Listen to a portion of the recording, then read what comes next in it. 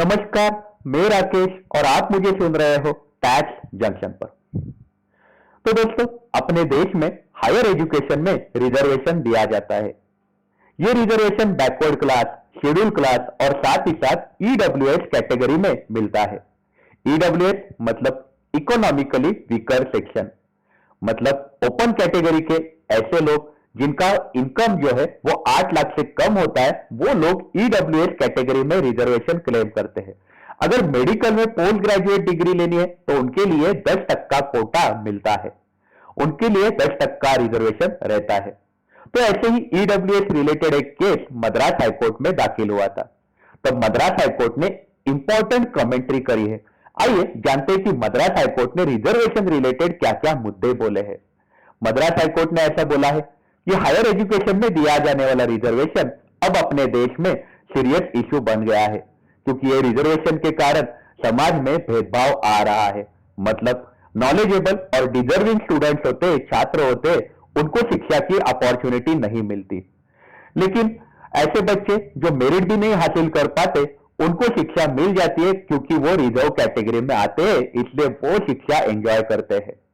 और इसी के कारण अपने समाज में बहुत सारे बच्चे जो है वो अपने सपने पूरे नहीं कर पाते, उनको सक्सेस नहीं मिलता है।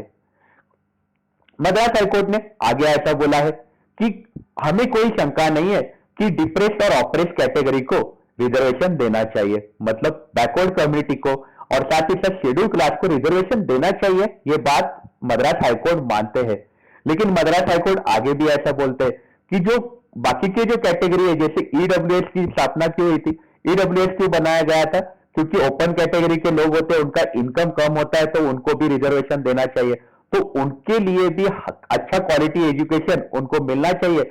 इसके लिए तहसीलदार जो होते हैं, जनरली क्या होता है कि तहसीलदार जो होते हैं उनके पास ईडब्ल्यूएस सर्टिफिकेट मांगने आप जाते हो तो वो बहुत बार डिनाई करते हैं, वो अपने कैलकुलेशन कर देते और डिनाई कर देते। तो ऐसा ही ये केस है कि ईडब्ल्यूएस कैटेगरी में एक लड़की है जिनका इनकम जो है तहसीलदार ने हायर बताया और उनको डिनाई कर दिया, उनको बोला आपको सर्टिफिकेट नहीं मिलेगा।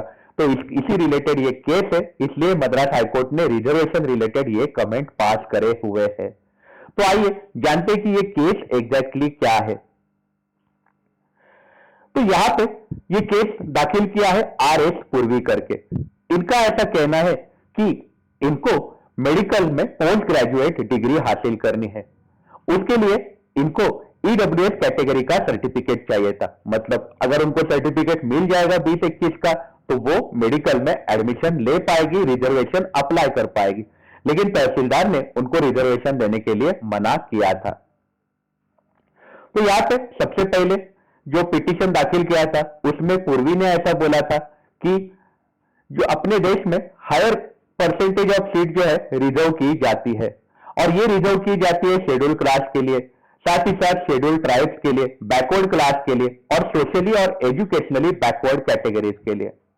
और ये रिजर्वेशन उनको लिए होता है जिनका इनकम ईडब्ल्यूएस की बात करें तो ईडब्ल्यूएस रिजर्वेशन किसको मिलता है, अगर फैमिली का इनकम आपका 8 लाख से कम होता है, या फिर आपका घर जो है वो 1000 स्क्वायर फीट से एरिया से कम रहेगा, या फिर आपके पास अगर रेसिडेंशियल प्लॉट है और आप म्यूनिसिपल पार्टी के एरिया में हो, म्यूनिसिपल एरिया में हो, तो फिर वो रेसिडेंशियल प्लॉट का एरिया 100 स्क्वायर यार्ड से कम रहेगा, तो फिर आपको ईडब्ल्यूएस कैटेगरी का रिजर्वेशन मिलेगा।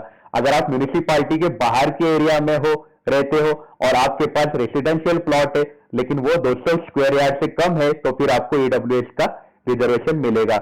या फिर आपके पास 5 एकड़ से कम एरिया की लैंड है तो फिर आपको ईडब्ल्यूएस का रिजर्वेशन मिलेगा। मतलब यहाँ पे अलग अलग पॉइंट्स है, 8 लाख से कम इनकम, या 5 एकड़ से कम जगह, 1000 स्क्वायर फीट से कम फ्लैट, या फिर 100 स्क्वायर यार्ड से कम एरिया का रेसिडेंशियल प्लॉट अगर आप म्यूनिसिपैलिटी एरिया के अंदर हो। तो अगर आप म्यूनिसिपैलिटी एरिया के बाहर हो तो आपके पास रेसिडेंशियल प्लॉट 200 स्क्वायर यार्ड से कम हुआ तो फिर आपको रिजर्वेशन मिल जाता है। तो ये बातें हैं। तो पूर्वी को एग्जैक्टली डिनाई क्यों किया गया था रिजर्वेशन, तो पूर्वी की अगर बात करें तो उनका ऐसा कहना है कि मुझे 2019 के लिए सर्टिफिकेट दिया गया था ईडब्ल्यूएस कैटेगरी का, लेकिन 2019 में उनके पास सर्टिफिकेट था लेकिन वो एग्जाम नहीं दे पाई थी क्योंकि उनकी मां जो है उनको कैंसर हुआ था।